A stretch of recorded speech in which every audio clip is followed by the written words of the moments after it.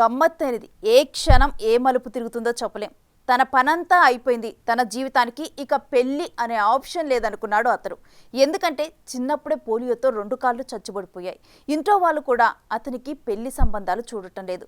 కానీ ఓ wrong call అతని జీవితాన్ని మార్చివేసింది. ఇంకా అంతే ఎడారే అనుకున్న అతని జీవితంలోకి వసంతం తోసుకుంటూ వచ్చింది. సినిమా స్టోరీని తలదన్నేలా ఉన్న స్టోరీని మీరు చూడండి.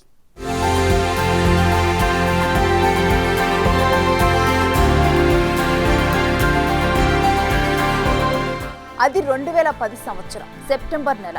కడప అలంఖాన్ పల్లెకు చెందిన అల్లా బకాష్ హైదరాబాద్లోని తన స్నేహితుడితో మాట్లాడదామని ఫోన్ చేశాడు. అయితే రాంగ్ కాల్ వెళ్లి ఓ మధ్య వయస్కురాలైన యువతి ఫోన్ ఎత్తింది. అవతల మహిళ గొంతు వినగానే సలీం ఉన్నాడా అని అల్లా బకాష్ అడిగినప్పుడు ఆమె కొంత కటువుగానే మాట్లాడింది. ఇద్దరి మధ్య మాటా పెరిగింది. అల్లా బకాష్ కూడా కఠినంగానే మాట్లాడాడు. ఫోన్ కట్ చేసి కాసేపయ్యాక అనవసరంగా ఆ మహిళతో తాను కటువుగా మాట్లాడానని క్షమించమని కోరదామని మళ్ళీ అల్లా బకాష్ ఫోన్ చేశాడు. కానీ ఈసారి ఓ తీయని గొంతు. ఆ గొంతే తన జీవితపు వీణను కొత్త సరాగాలు పలికిస్తుందని ఆనాడు అల్లా బకాష్ ఊహించలేదు. ఆమె ఆ మధ్య వయస్కురాలి కుమార్తె షహీనా. ఆమెతో మాట్లాడిన కాసేపు ఆనంద పరవశుడయ్యాడు. అలా మరో రోజు తర్వాత రోజు ఆమెతో ఫోన్లో మాట్లాడుతూ ఉన్నాడు. అలా వారి మధ్య స్నేహం ఏర్పడింది. కొంతకాలం తర్వాత ఒక రోజు షహీనా ఆందోళనగా అల్లా బకాష్కు ఫోన్ చేసింది. ఆమె వివాహానికి కుటుంబ సభ్యులు ప్రయత్నిస్తున్నారని తెలిపింది. తనను వివాహం చేసుకోమని అతను ఆమె కోరినప్పుడు ఏం చేయాలో ఏం చెప్పాలో తెలియక అల్లా బకాష్ ఒక్కసారిగా షాక్ అయ్యాడు. అప్పటిదాకా స్నేహం కోసమే సాగుతున్న తమ పరిచయం ప్రేమగా మారుతుందని అల్లా బకాష్ కూడా ఊహించలేదు. ఉలిక్కిపాటుకు గురైన ఆ యువకుడు తన శారీరక వికలత్వాన్ని ఆమె చెవిన వేశాడు. తనకు 2 కాళ్ళు పుట్టుకతో చచ్చిబడిపోయాయని, నీతో జీవితం పంచుకోవటానికి నేను తగను అని స్పష్టం చేశాడు. అయినా ఆమె మాట మార్చలేదు. నీ మనస్సును ప్రేమించాను తప్ప నీ శరీరాన్ని కాదు. ఆ దైవం ఎలా నిర్ణయిస్తే అలా అవుతుంది. వెంటనే బయలుదేరి విజయవాడ వచ్చి తనను తీసుకుపోవాలని కోరింది.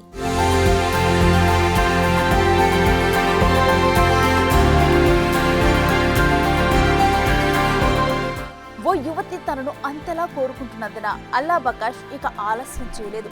తన స్నేహితుడితో సంప్రదించి ఓ స్కార్పియో వాహనం తీసుకొని ఆమె చెప్పిన చోటుకి విజయవాడ చేరుకున్నాడు. ఆ వాహనం దగ్గరకు వచ్చిన ఆ యువతిని అప్పుడే మొదటిసారి చూశాడు. తన వద్దకు వచ్చిన ఆమెను ఒప్పించి తల్లిదండ్రులు చూసిన సంబంధం చేసుకోమని కోరుతూ చచ్చుబడిపోయిన తన 2 కాళ్ళను చూపించాడు. తనతో జీవితం సుఖవంతంగా సాగదని ఒప్పించగా ప్రయత్నించాడు. ఆమె వినలేదు. ఇక తప్పనిసరి పరిస్థితుల్లో అల్లా బక్ష్ ఆమెను తనతో పాటు తీసుకుని కడపకు వచ్చేశాడు.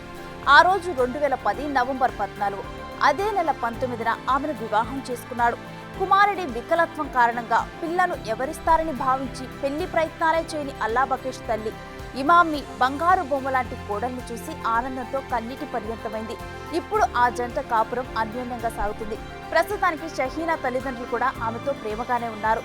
ప్రేమ గుడ్డిది అనే సామెత వీరిని చూసే పుట్టిందేమో అనేంత అన్యోన్యంగా ఉంది ఈ జంట.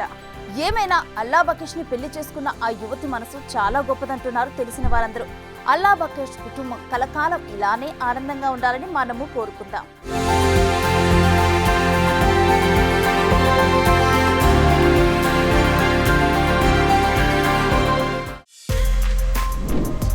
For more videos like this, subscribe Big TV channel.